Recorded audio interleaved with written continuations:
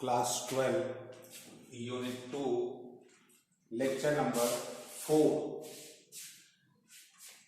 Lecture number 3 में हम लोगों ने पढ़ा था डिटर्मिनेशन ऑफ ड्रिफ्ट वेलोसिटी यानी अपवाह वेग का निर्धारण।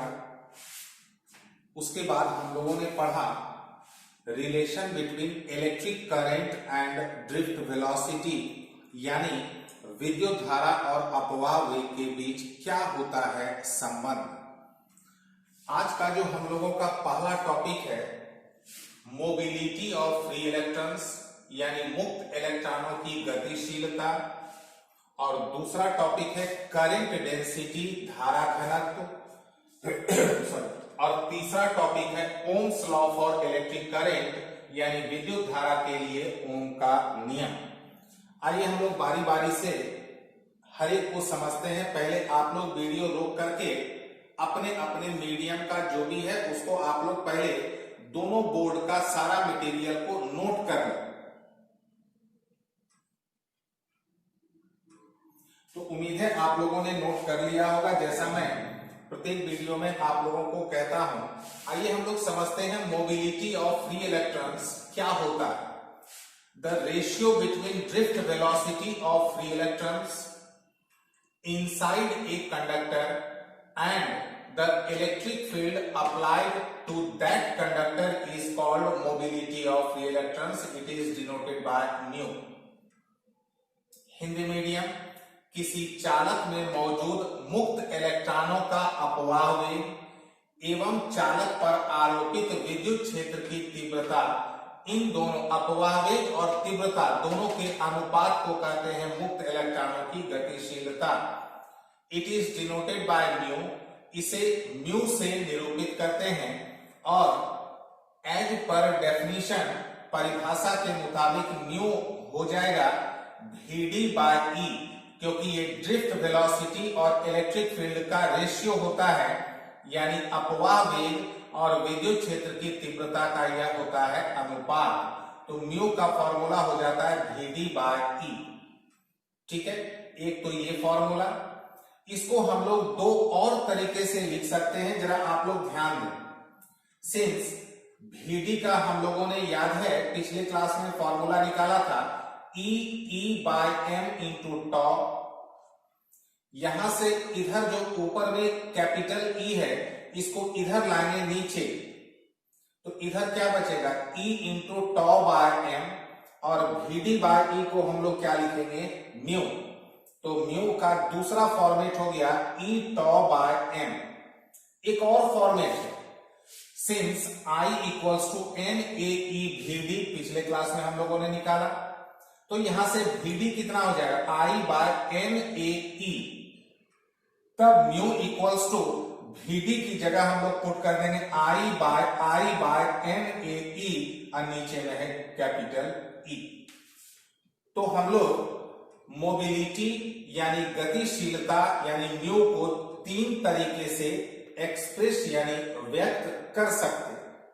ये छोटा छोटा डेफिनेशन है, ये एग्जाम में अक्सर 2 मार्क्स में पूछे जाते हैं इसका डेफिनेशन। ठीक है, आइए अब हम लोग समझते हैं करंट डेंसिटी यानी धारा घनत्व।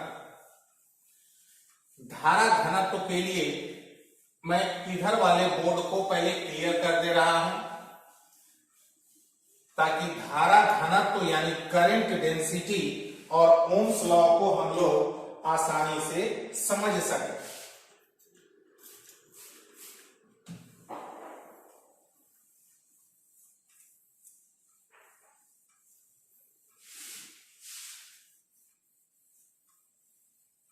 करंट डेंसिटी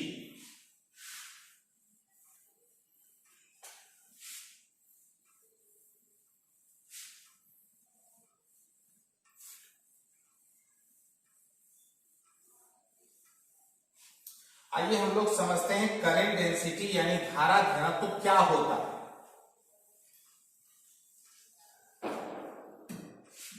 धारा घनत्व करंट डेंसिटी इंग्लिश मीडियम में the amount of electric current flows through unit area of cross section of a conductor is called current density. It is denoted by either small j or capital J. Hindi medium, किसी चालक के एकांक अनुप्रस्थ क्षेत्रफल से प्रवाहित विद्युत धारा की प्रबलता को कहते हैं धारा घनत्व। इसको या तो स्मॉल जे या कैपिटल जे द्वारा निरूपित करते हैं और डेफिनेशन के मुताबिक, परिभाषा के मुताबिक, अगर हम लोग इसको कैपिटल जे से ही डिनोट करें तो ये हो जाएगा अमाउंट ऑफ करंट यानी धारा की प्रबलता बटा एरिया ऑफ क्रॉस सेक्शन यानी अनुप्रस्थ क्षेत्रफल। तो J इक्वल्स टू होता है I बाय A। ये भी एक छोटा सा डेफिनेशन है जो अक्सर 2 मार्क्स में पूछे जाते हैं। इसका SI यूनिट ये बड़ा इंपॉर्टेंट है स्टेट बोर्ड में ऑब्जेक्टिव के लिए। SI यूनिट क्या हो जाएगा? करंट का एम्पियर और एरिया यानी क्षेत्रफल का मीटर स्क्वायर। इसको हम लोग एक और तरीके से व्यक्त करते हैं, एक्सप्रेस करते हैं, since I equals to NAEVD। ए जो इधर आप लोगों को दिख रहा है, ए को हम लोग इधर ले आए तो नीचे चलाएगा I बाय, इधर बच जाएगा NEVD। I बाय ए को हम लोग क्या लिखेंगे? J। तो J का दूसरा जो फॉर्मेट है NEVD।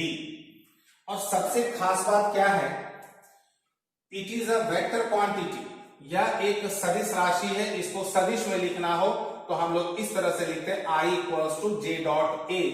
ठीक है, हालांकि इसका कोई खास यूज 12 क्लास के लेवल पर नहीं है, ये आगे के क्लासेस में यूज होता है यानी 12 क्लास के बाद।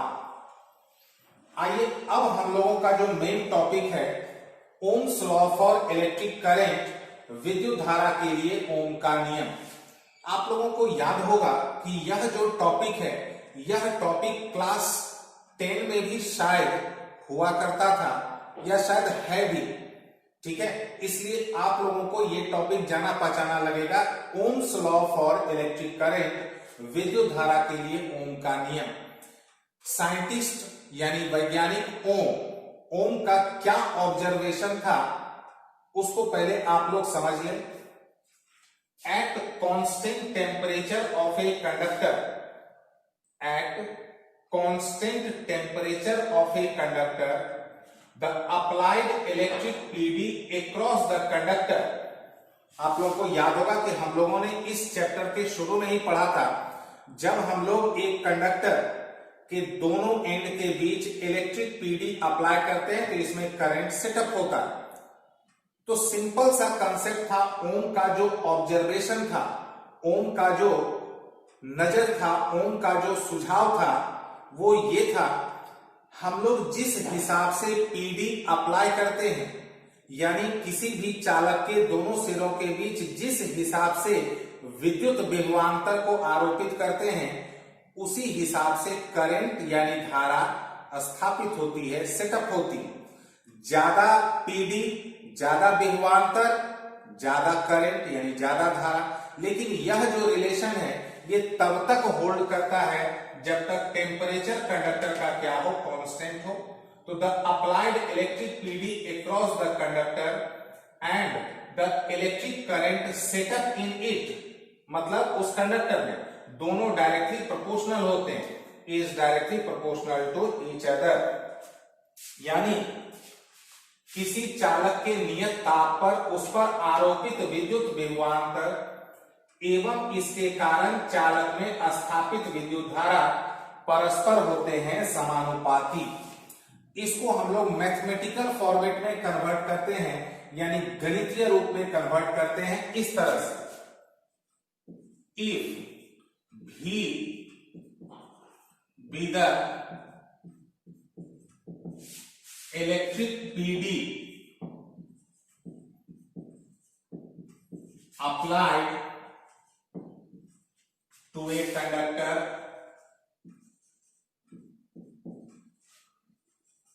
and I be the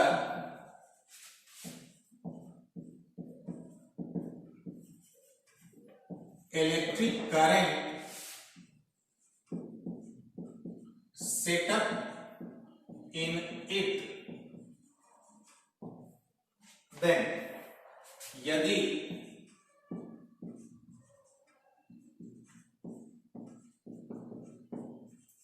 किसी चालक के सिरों के बीच आरोपित विद्युत विभवांतर भी के कारण उस चालक में स्थापित विद्युत धारा आई हो तो भी समानुपाती होता है I। V is directly proportional to I। यहां पर इस प्रोपोर्शनल को, समानुपाती को जब इक्वल में कन्वर्ट करेंगे तो आप लोगों को पता ही होगा कि राइट साइड एक कांस्टेंट यानी नियतांक से गुना करते हैं। यहां पर ओम ने जिस कांस्टेंट यानी जिस नियतांक को इस्तेमाल किया वो है R, where R is a constant called, इसको ओम ने नाम दिया इलेक्ट्रिक रेसिस्टेंस,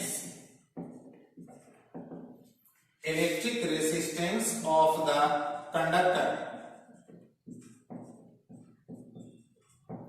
जहां R एक नियतांक है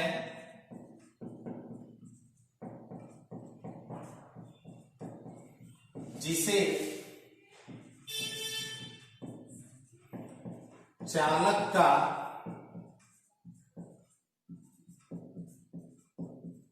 विद्युत प्रतिरोध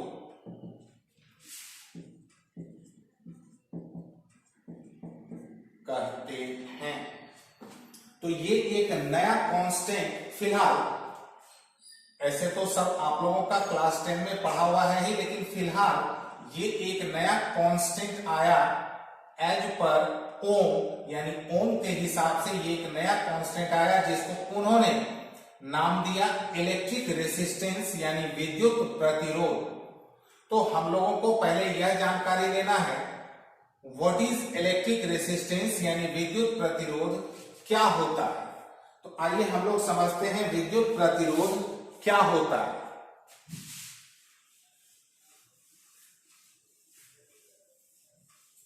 प्रतिरोध का अर्थ आप लोगों को पता ही होगा। प्रतिरोध मतलब होता है रुकावट,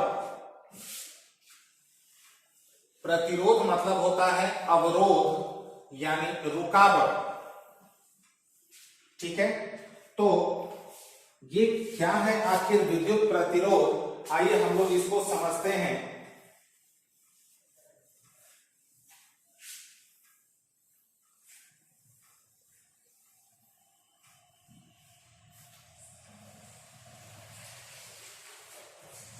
विद्युत प्रतिरोध, इलेक्ट्रिक रेसिस्टेंस,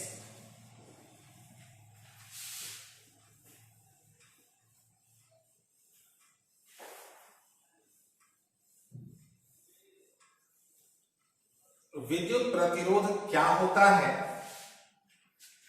आइए हम लोग इसको समझते हैं। इलेक्ट्रिक रेसिस्टेंस, पहले English medium,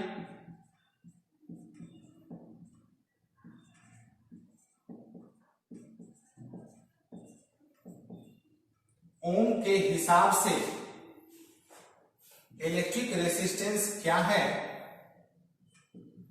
it is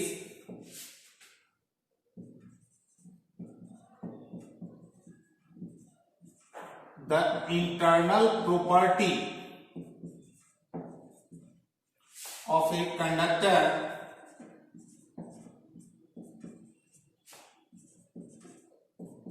due to which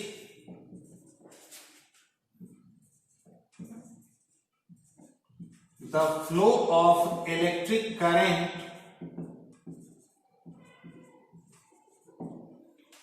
It is the internal property of a conductor due to which the flow of electric current through it is obstructed.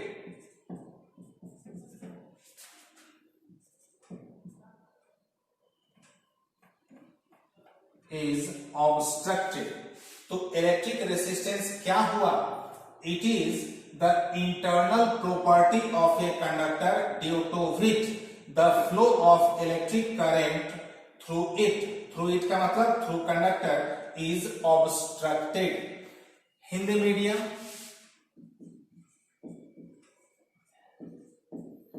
विद्युत प्रतिरोध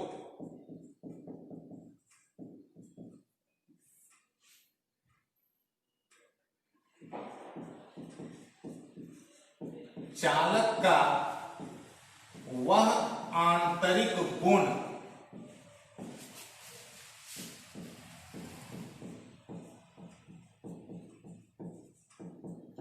जिसके कारण उससे होकर प्रवाहित विद्युत धारा का प्रवाह अवरुद्ध यानी रुकावट डालती अवरुद्ध होती है.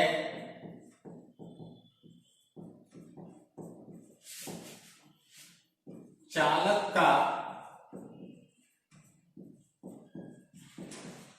विद्युत प्रतिरोध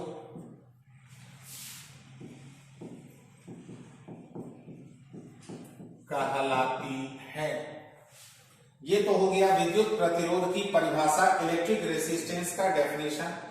but how electric resistance of a conductor is measured. किसी चालक के विद्युत प्रतिरोध की माप कैसे की जाती? तो measurement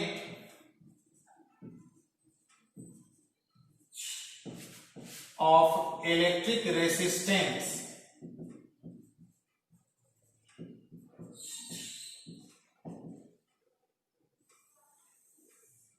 measurement of electric resistance आप लोग यहां ध्यान दें. R इक्वल्स टू क्या हो जाएगा? V by I.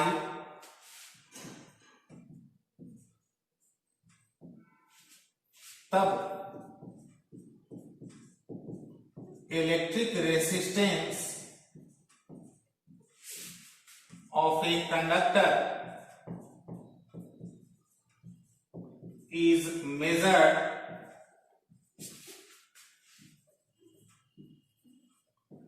by the ratio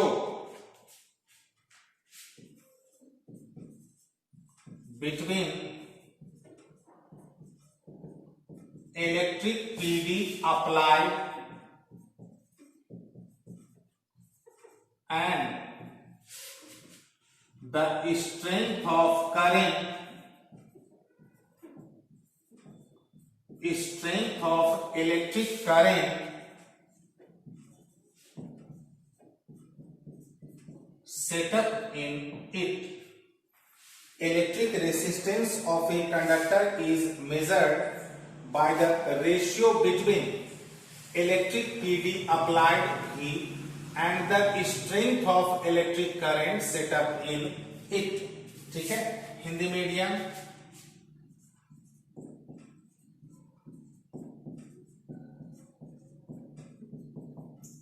विद्युत प्रतिरोध का मापन.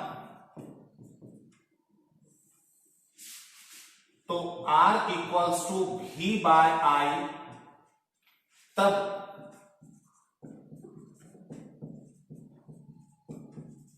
किसी चालक के सिरों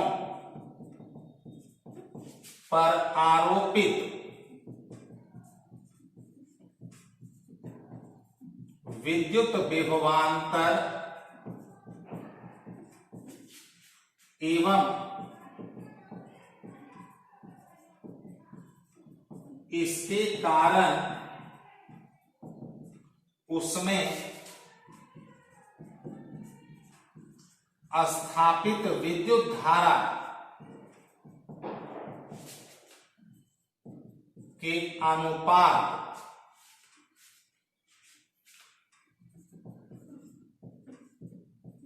द्वारा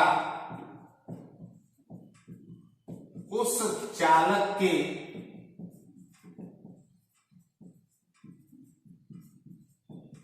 विद्युत प्रतिरोध की माप प्राप्त होती है। यानी जितना हम लोग विभवांतर पीडी अप्लाई करेंगे, जितना हम लोग पीडी अप्लाई करेंगे और जितना करंट सेटअप होगा, दोनों का रेशियो, जितना विद्युत विभवांतर आरोपित करेंगे और जितनी धारा स्थापित होगी, दोनों के अनुपात से हम लोग इलेक्ट्रिक रेसिस्टेंस यानी विद्युत प्रतिरोध को मापते हैं। आइए इसका हम लोग यूनिट जानते हैं। आप लोगों को भी पता होगा इसका यूनिट क्या होता है।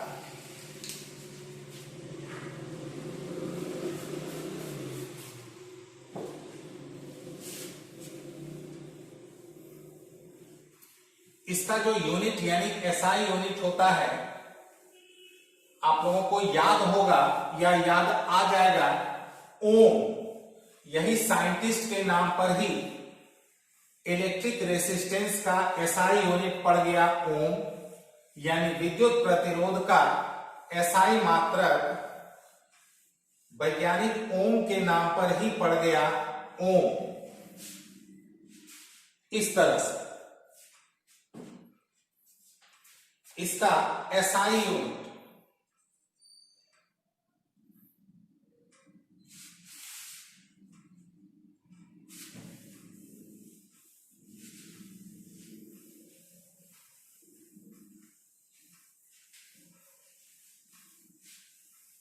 ध्यान दें।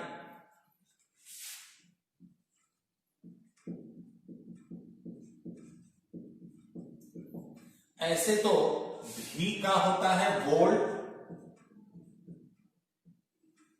पर और I का एम्पियर,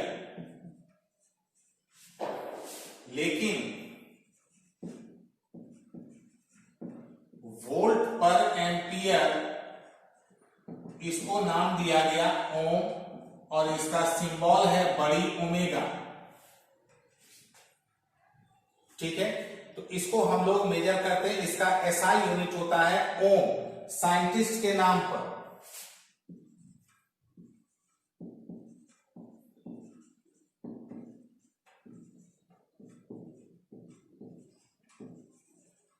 इसका डायमेंशनल फॉर्मूला यानी वीमीय सूत्र भी क्या है, विभवांतर।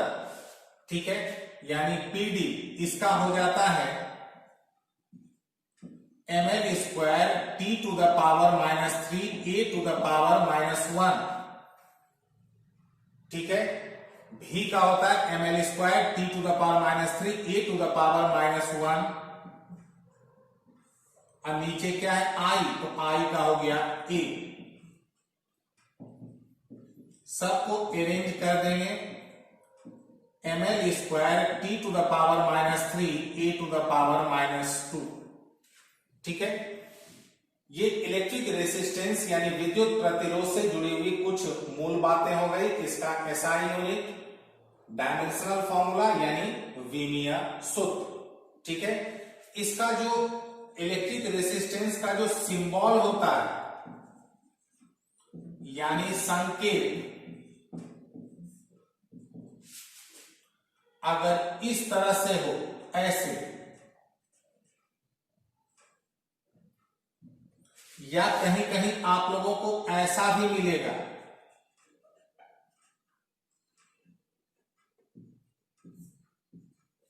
अगर इस तरह का रहा तो ये हो गया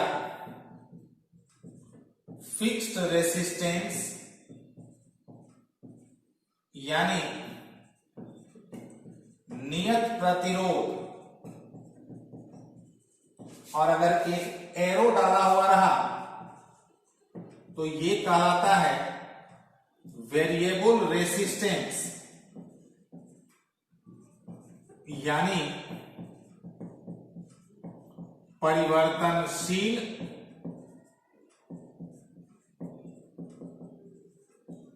प्रतिरोध। ठीक है, ये हो गया इसका सिंबल। अब हम लोग इसके बाद ये पढ़ेंगे कि प्रतिरोध को यानी रेसिस्टेंस को एक से ज्यादा प्रतिरोध को जब श्रेणी क्रम यानी सीरीज में या समांतर क्रम यानी पैरेलल में जब कनेक्ट करते हैं तब उसका इफेक्ट क्या होता है। ठीक है, तो आप लोग इसके बाद के वीडियो के लिए तैयार रहेंगे कि जब इलेक्ट्रिक रेसिस्टेंस को सीरीज में या पैरेलल में यानी श्रेणी क्रम में या समांतर क्रम में जब जोड़ते हैं तब उसका इफेक्ट क्या आता है। ठीक है, तो इस वीडियो के लिए आप लोग वेट करेंगे, प्रतीक्षा करेंगे, 1 से 2 दिन में ये भी आ जाएगा। ठीक है, तो तब तक के लिए thank you very much to all.